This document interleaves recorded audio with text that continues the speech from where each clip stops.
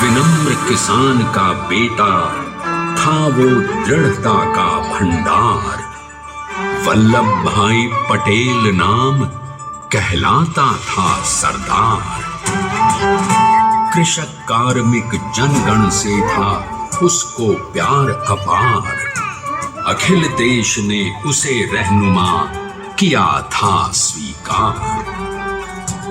गांधी बापू का शिष्य, सत्य अहिंसा का अवतार, किंतु एक भारत करने को धर लेता हथियार। लौह पुरुष संबोधन था वो लोहे की दीवार। तेज पुंज तुम, शक्ति पीठ तुम, बल का सागर अपरंपार। ऋणी देश का नम्र नमन तुम स्वीकारो सरदार।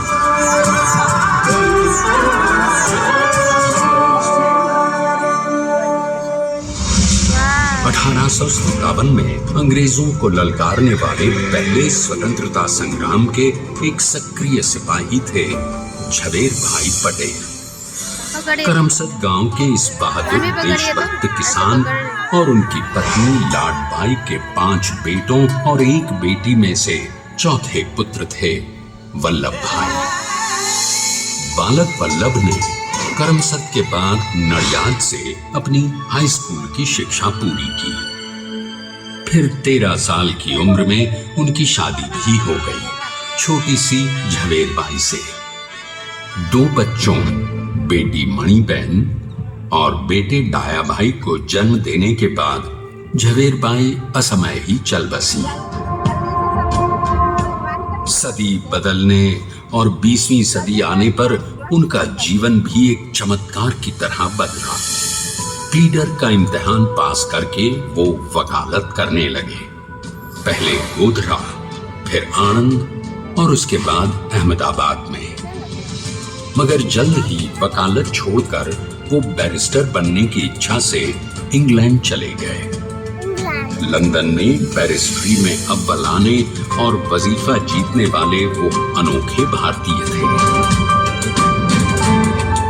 अब तो अहमदाबाद की वरिष्ठ अदालत में बैरिस्टर पटेल की जिरह और जीतों की धूम मच गई।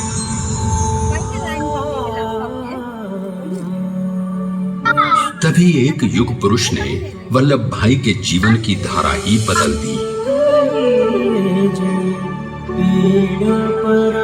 दक्षिण अफ्रीका में सत्याग्रह के अहिंसक अस्त्र से गोरे शासकों को सबक सिखाकर भारत वापस आए बैरिस्टर मोहनदास करमचंद गांधी से मिलकर वल्लभ भाई ने अपने कुछ बरसों से सीखे विदेशी व्यवहार और संस्कार हमेशा के लिए त्याग दिए और अब वो अपने खेड़ा के किसानों को हक दिलाने के लिए बापू के साथ आंदोलन में कूद पड़े। अब उनके पैरों में जूते नहीं, गांवों की धूल थी। हृदय में भारत भूमि की शस्य श्यामला धरती, मन में थे गांधी और मस्तिष्क में एक नए स्वतंत्र भारत का सपना।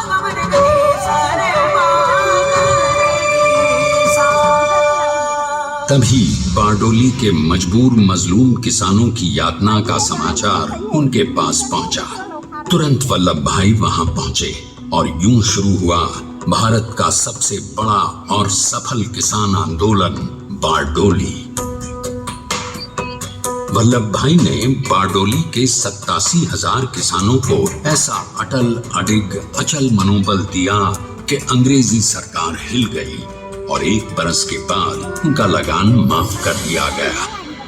अब तो पूरे देश में लोग वल्लभ भाई के नाम की कस्में खाने लगे।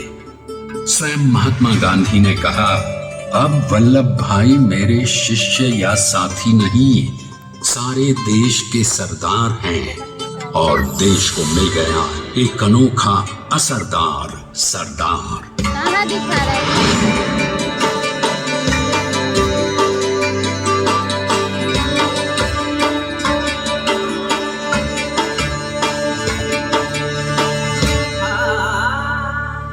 सरदार पटेल के नाम और देशभक्ति से अंग्रेज डर कर कांपने लगे। 1930 के नमक सत्याग्रह और दांडी कूच में वो बापू से भी पहले गिरफ्तार किए गए। तो सन 1932 में फिर उन्हें बापू के साथ ही जेल में 2 सालों के लिए डाल दिया गया।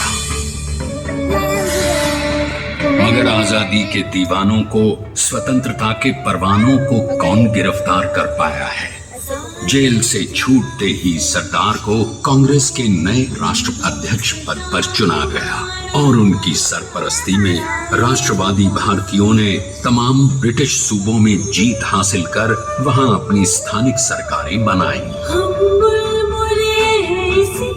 किंतु सरदार का सपना केवल सरकार बनाना नहीं था, उनका स्वप्न तो था एक ऐसे नए भारत का जहां हर रंग, हर रूप, हर जात, मजहब, तबके का हिंदुस्तानी एक साथ मिलकर एक ऐसा नया भारत बना सके जहां पूर्ण स्वराज के साथ सारे समाज को गरीबी, अशिक्षा, छुआछूत से भी आजादी मिल जाए। इसकी पहली रणनीति थी भारत को अंग्रेजों की गुलामी से आजादी, ताकि भारत के लोगों की अपनी सरकार सबके साथ और सबके विकास के लिए काम कर सके। बापू की अगुवाई में अब देश ने अंग्रेजों को अंतिम चेतावनी दे दी, करेंगे या मरेंगे, क्विट इंडिया, अंग्रेजों भारत छोड़ो। बस फिर क्या था, संघर्ष की रणभेरी बजी। 3 सालों के लिए सरदार पटेल को भी सत्याग्रही नेताओं के साथ जेल में ठूंस दिया गया। 2 सालों के बाद अंग्रेजों को बापू के सभी शिष्यों और साथियों को छोड़ना पड़ा।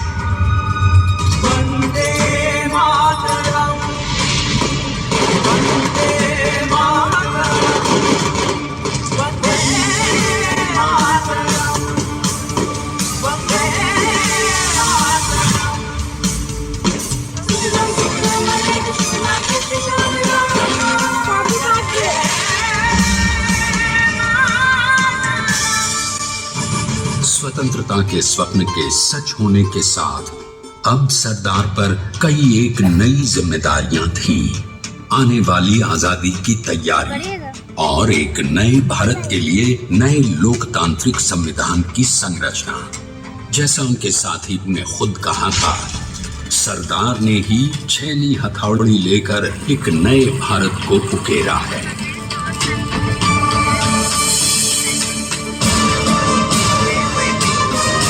स्वाधीनता तो प्राप्त हुई, लेकिन खंडित भारत में भी उठते विभाजनवादी अंधकार को अभी दूर करना था। जब देश के खंड खंड होने का भय उत्पन्न होने लगा तो सरदार ने निर्भय होकर खुद अपनी केंद्र सरकार और साथियों को भी चुनौती दे डाली और जम्मू कश्मीर को बचाने के लिए सारे देश का आकाश वायुयानों से भर गया।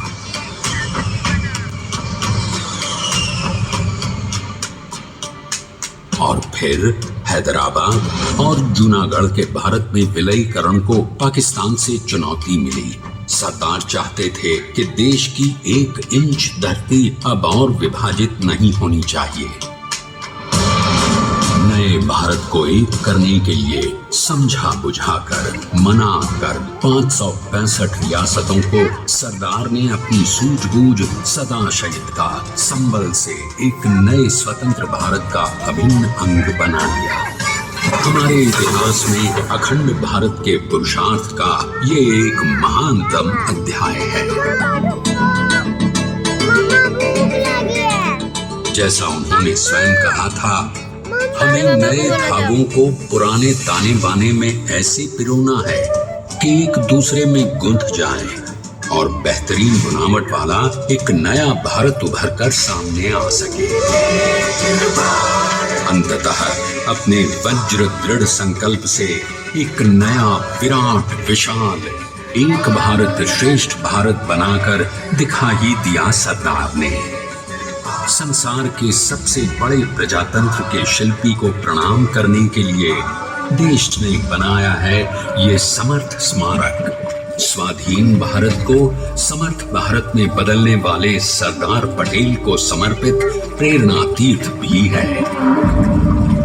प्रधानमंत्री श्री नरेंद्र मोदी के नेतृत्व में बनी विश्व की इस विशालतम प्रतिमा के सामने आकर सारी दुनिया जैसे स्वयं ही नतमस्तक हो जाती है।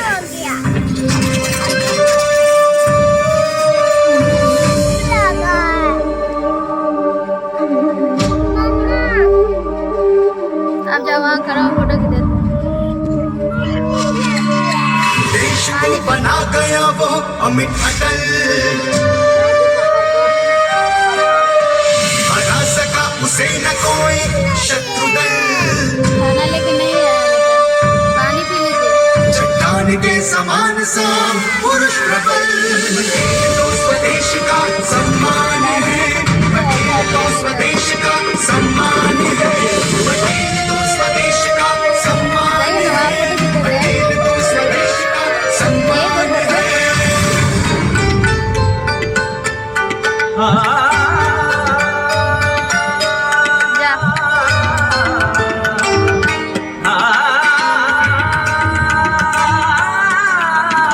ऊंचाइयां आकाश को छुए हुए, गहराइयां समुद्र के लिए हुए, कदम अडिग जमीन पर जमे हुए। पटेल अपनी आन बान शान है, पटेल अपनी आन बान शान है, पटेल तो स्वदेश का सम्मान है, स्वदेश का सम्मान है, स्वदेश का सम्मान।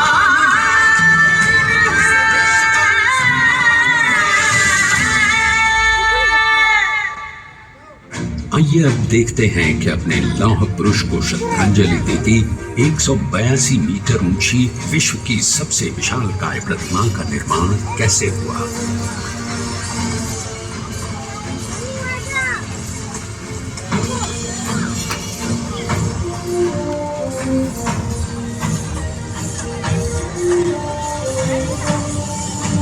गगन चुंबती इस अद्वितीय अभूतपूर्व प्रतिमा को बनाने के लिए सबसे पहले नदी पर 4500 क्यूबिक मीटर का राफ्ट बना और फिर सीधा 600 फीट का कंक्रीट का कोर बनाया गया।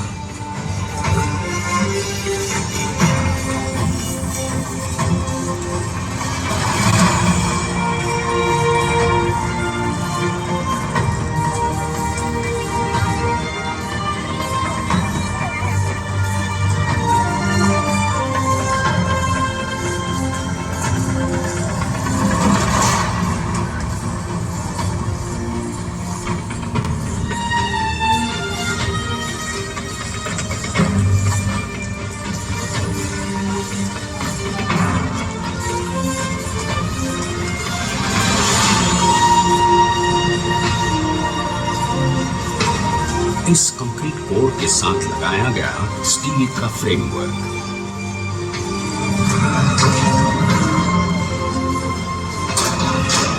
और फिर इस फ्रेमिंग पर 6500 ब्रॉन्ज के पीसेस लगाए गए।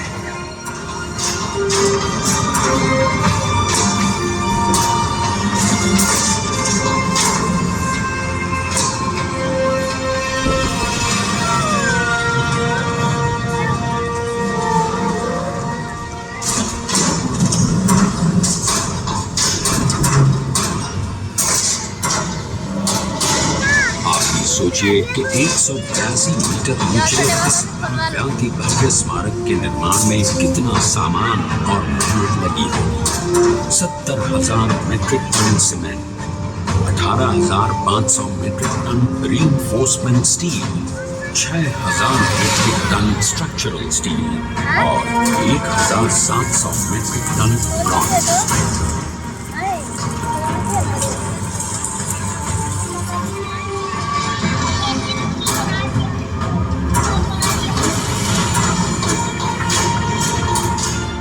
स्टैच्यू ऑफ यूनिटी आज एक वर्ल्ड आइकॉन है और इसे मुमकिन बनाने में एक सेकंड भी ब्रेक लिए बिना देश भर की टीम्स ने 24/7 काम किया। 250 से ज्यादा इंजीनियर्स, 4,500 से ज्यादा स्किल फोर्स और कई लाख मानव दिन। हम गर्व से कह सकते हैं कि कुल मिलाकर स्टैच्यू ऑफ यूनिटी के निर्माण में 95% माल सामान, मजदूर, इंजीनियर्स और एक्सपर्ट्स थे भारतीय। जानते हैं कि 182 मीटर ऊंची इस भव्य प्रतिमा को बनाने में कितना समय लगा? डिजाइन के लिए 12 महीने और निर्माण के लिए 34 महीने, यानी कुल मिलाकर केवल 46 महीने।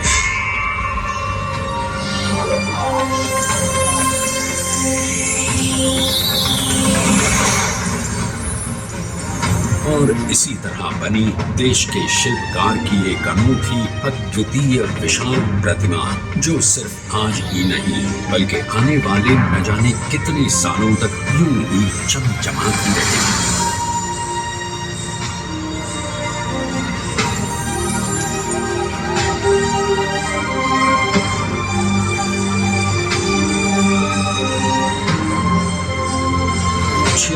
महीनों तक लगातार बिना रुके एकजुट होकर न जाने कितनों ने परिश्रम किया और उनका साथ दिया भारत की 125 करोड़ जनता ने। और तभी मुमकिन हो पाया एक ऐतिहासिक निर्माण जो आज कहलाता है भारत की नई पहचान। स्टैच्यू ऑफ यूनिटी, विश्व की सबसे ऊंची प्रतिमा।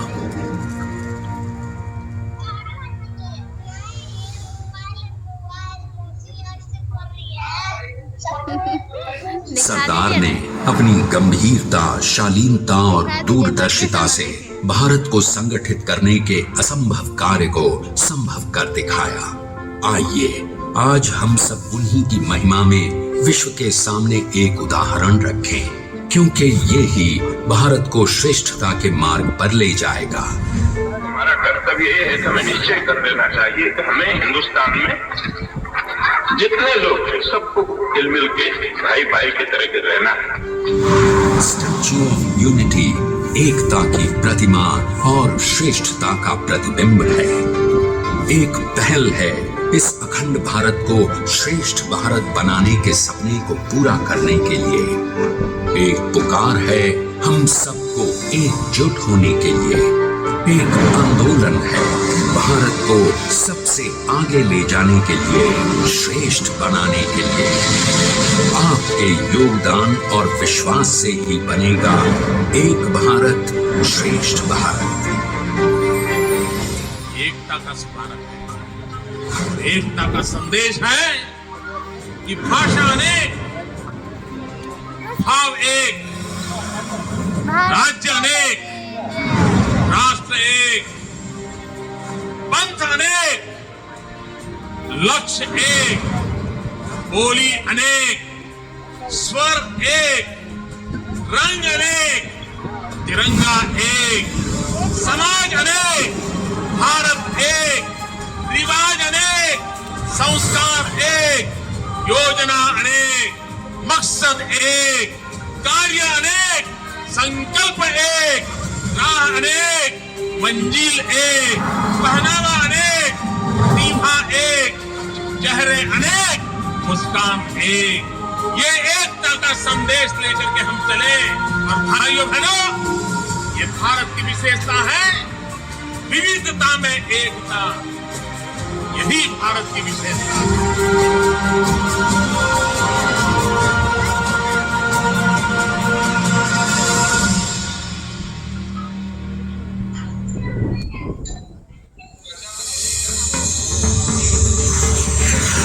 क्या मानो?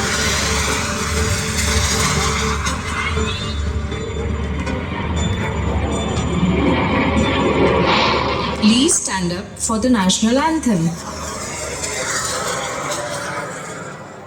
खड़ा रहिए बेटा।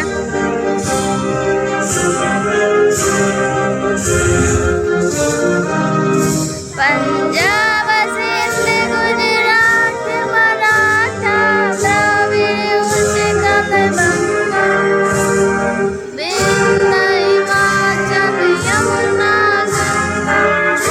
गंगा जलधि तरंगा तब सुबह में जागे तब सुबह आशीष मांगे गाहे तब जय गाथा जनगण मंगलदायक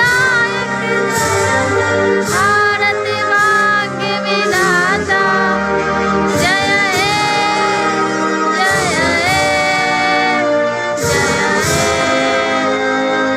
जय जय जय जय भारत माता की जय जय।